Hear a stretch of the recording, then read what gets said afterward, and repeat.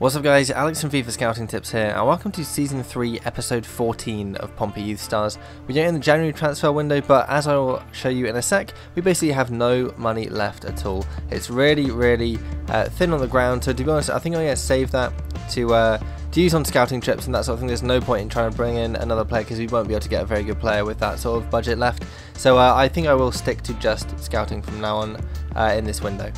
Okay, first things first, we have this scouting report from Lee, and he is in Nigeria, and we have Ibrahim Salawu, 49 to 67 potential. That's really pretty terrible, turning him down. Isaac Ankara, 51 to 69, still pretty bad, so we'll turn him down as well. Isaac Yaboa, 61 to 83, a bit better, but it's just not good enough really, I'm afraid, so I'll turn him down. Then Olivia Konadu, 56 to 78, again, just not really very good. And then finally, Zende Aweri, 67 to 91, that looks pretty good. Definitely a lot better than the other players. So I think I'll leave him for one more month potentially. Looks like he could be quite fast, so hopefully he's going to be a left back. That is one of his possible positions, and we are trying to find a speedy left back, so he could be one player that we want to look out for. So I'll let him be scouted for one more month, and we'll see how he is next time round. And as well as that, we have this message saying that Danny East has been sold to Aberdeen for £300,000, so we've got £250,000 added to our budget, so we've got a bit more money now. It's still only around £350,000 though, I think, so it's not a huge amount, probably still not going to be enough to bring anyone in. Right, so here is our budget after we sold Danny East, so we have just under £400,000 in transfer fees, transfer budget, sorry, and £6,500 in the wage budget. So like I said, it might be enough to bring in one player, but it's going to have to be very cheap, and I just don't know if we can get good enough quality for that amount. So it may be worthwhile just sticking to scouting, spending that money on scouting trips and signing scouted players. Okay, up next we have Chelsea in the Cup. If you remember, in our last game we played Arsenal and we beat them 2-1, so we can beat the big teams. Hopefully we can keep that going with a good win against Chelsea, although I'm not expecting it, to be honest, because it is Chelsea, they're a very good team. But let's see how we do. Hopefully we can get a half-decent result against them.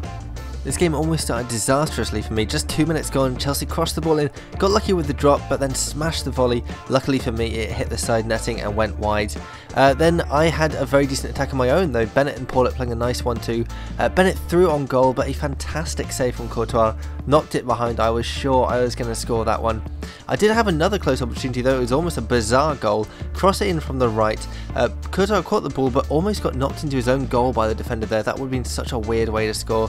Unfortunately, it didn't go in, but I had another great opportunity soon after. Great through ball to Bennett. I was sure he was offside, but actually he managed to stay on. Smashed the ball into the top corner. Superb shot there. He's playing instead of Bong today just to try and rest Bong for the next game shortly after, but look at that for a shot right in the top corner. That was Bennett's first goal in the FA Cup. Got me off to a great start against Chelsea. Came in at half time and it was fairly even in terms of stats. They had just a bit more possession than me, but I had an extra shot and one more shot on target, so I felt pretty good coming in 1-0 up against a team like Chelsea in the Cup. It was a very good start for me.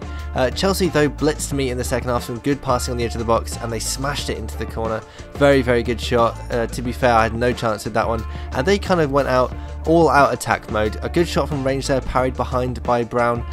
More shots coming from distance though. They were just shooting on sight, trying to get another goal to win the game, and then a disaster struck for me. I tried to catch up with their striker, accidentally tugged him down in the box, gave away a penalty.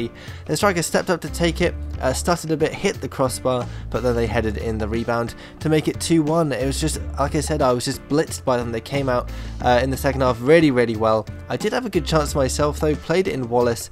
I thought I had a great shout for a penalty though, tripped after he shot, but nothing was given. I could not believe it. But then an almost identical move happened. Again, Wallace beat the defender, had the shot and got taken down, and this time the penalty was given in the 90th minute. What a fantastic time to get one. Paulett stepped up and put it into the net to make it 2-2 in the last minute of the game. Great time to score. A really poor penalty though, but luckily Courtois did not move and it managed to go in. That was Paulett's first goal in the FA Cup as well. But it was almost all for nothing right at the death. Chelsea had a great opportunity, but they blazed the header over the top of the bar, and that was all there was time for. We came in drawing 2-2 in the first leg of that FA Cup tie. Chelsea did get 2 away goals, but I was pretty pleased not to have lost. I had a pretty good account of myself in that game. They edged me out in possession and shots, but I managed to hold on and got 2 very decent goals. That penalty, a very lucky one to get it right at the end, but it was such a superb time to get one. I really felt quite fortunate to get that, but I played pretty well in the match and pretty much deserved that draw, I think. Bennett with the 8.4 rating, man of the match, a really good performance from him in the absence of Bong. Paulet got a 7.5 as well. My attack was very good, but my defence was really poor, especially my centre-backs. Gave away that penalty that got Chelsea back into the game. Really unfortunate for that to happen. But at the end of the day, a 2-2 result was very good for me, and we'll go into the next round with our heads up. Right then, our next game is a return leg against Chelsea. It was 2-2 last time, obviously, so they got 2 away goals, so they've got the advantage.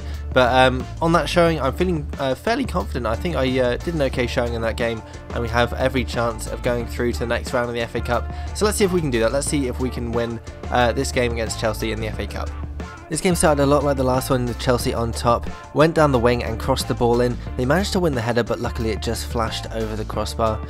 Then they had an even closer chance, another cross, another header, and it hit the post. Luckily I managed to clear it out. They were all about the crosses in that first half. Came in at halftime, they had 6 shots with 4 of them on target. I only managed 2 shots in the whole half and none of them were on target. Possession was fairly even though, but they were really going for the win in this game, coming out all out attack on me, and I was just struggling to keep their shots at bay. Had a decent amount of possession, but I couldn't create anything for myself though. They then almost put the ball into the net. They got ball just flashing across the goal. Very lucky again, but then disaster struck. They crossed the ball in, the header hit the post and then bounced off Doherty and went in. How unlucky was that? I thought the shot was going to go wide, but no, look at this. Doherty just missed it and it bounced off his arm and into the back of the net. Such an unfortunate way to concede, and I knew I then had to score to get back into the game. So Ajay Boateng went on a run, beat a couple of defenders, but when it came to the shot, he just fluffed it wide. Didn't even manage to get it on target. So annoying. Look at this, just sliced it wide, just not good enough really, and that could have got me back into the game.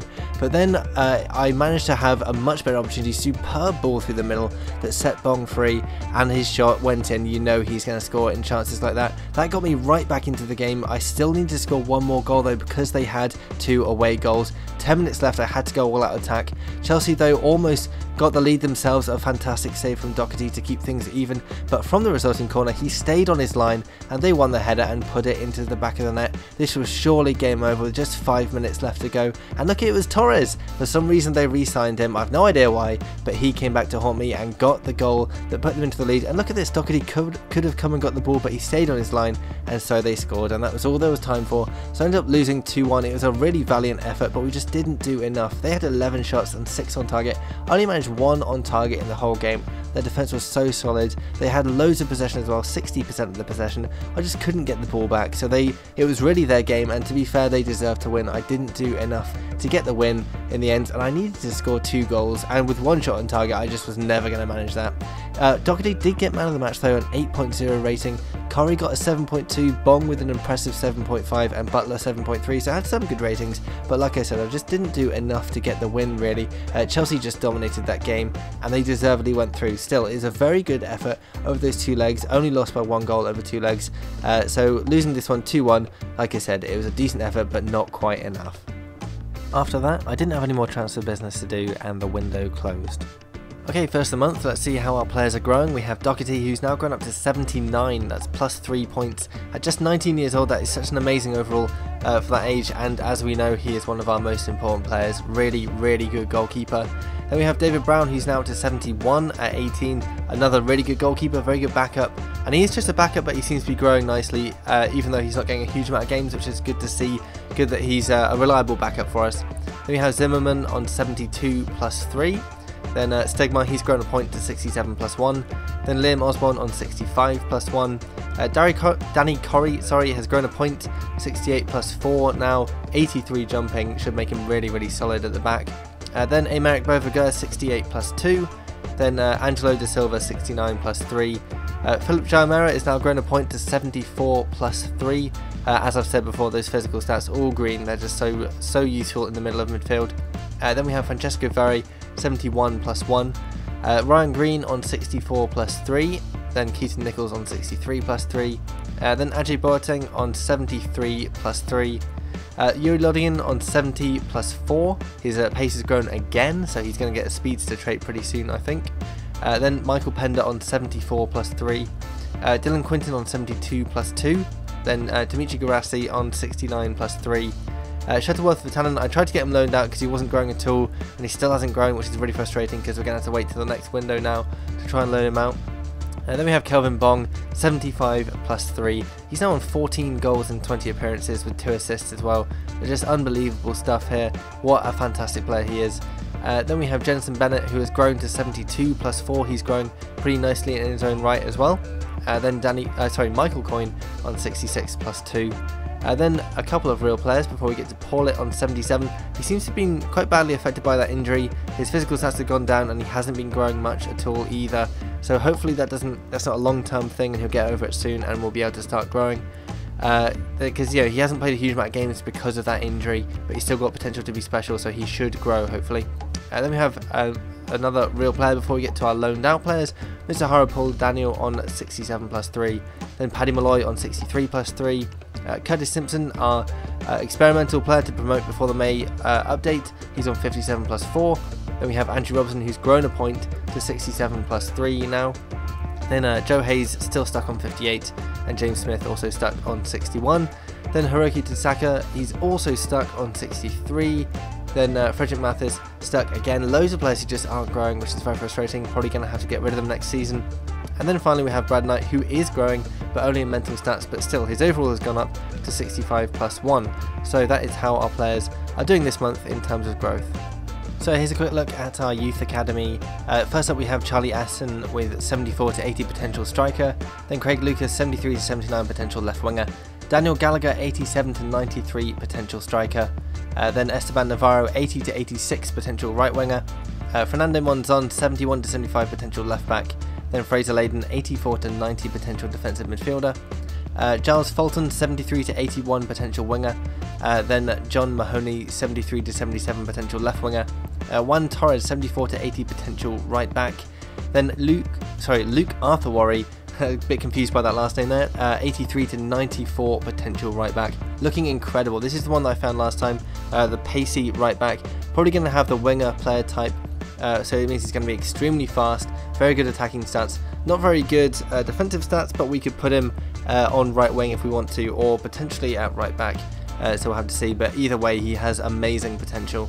Then Martin DeWitt 73 to 79 potential central midfielder, then Robin Brzezinski 78 to 86 potential, still not really sure where he plays, either going to be right wing or as attacking midfield, probably attacking midfield I think, but I'm not entirely certain, so we'll have to wait and see for him. Then Tete Hamadou 77 to 94 potential, again not sure where he plays, but his potential has gone up. I think last time it was about 73 to 94, so his potential is rising, which is really good to see. So hopefully he's going to keep on rising and he's going to be an amazing player as well. So that is our youth academy this month. Okay, up next we have this game against Cardiff, but I have run out of time I'm afraid, so I'll do that next time round. It should be quite an important game I think, because if you look at the table on the right hand side, we're in 7th place, which is pretty good going to be honest, but this is a game where we could really pick up some points and move up the table hopefully. As well as that, Bong is a joint top scorer in the league with 13 goals, so we want to keep on going and getting him scoring and pushing him up that league table as well. So like I said, we'll play this next time because I have run out of time. But do make sure you enter the Scouting God contest this month. It is on the best midfielders. That can include right and left wingers as well. So if you found a really good midfielder aged 18 or under, make sure you take a picture when they are in the youth academy or just after they're being promoted. Make sure there's no stat growth just to keep it fair for everybody else. Once you've done that, you can submit that picture to @FIFA Scouting on Twitter using the hashtag ScoutingGod, or you can send it to facebook.com/FIFA Scouting Tips, or you can send a link to the image and leave it in the comments below or on FIFAScoutingTips.com. Loads of ways of doing it. That ends at the end of the month, so you haven't got a huge amount of time left on that, and we have had some amazing entries, so make sure you take your chance to get involved if you can. Also keep all your feedback coming about what you want me to do next. FIFA 16 is approaching, so if there's anything you want me to do before that happens, before it arrives, let me know in the comments. I've been doing a few tutorial videos on how to get free players in career mode and how to find out all your youth players stats before you promote them. If there are any other tutorials you want me to do before FIFA 16 comes out, let me know and I'll get stuck into that. Any other things you want me to do in this career mode or any other things on YouTube or on FIFAScoutingTips.com, keep all that coming and I will get on with that as well. So make sure you leave a like as well if you enjoyed this video, and thanks for watching. What the hell? It's almost like Doherty just didn't know what to do, like he didn't know where the ball was, like he was stupid almost. Yeah, just completely unbelievable.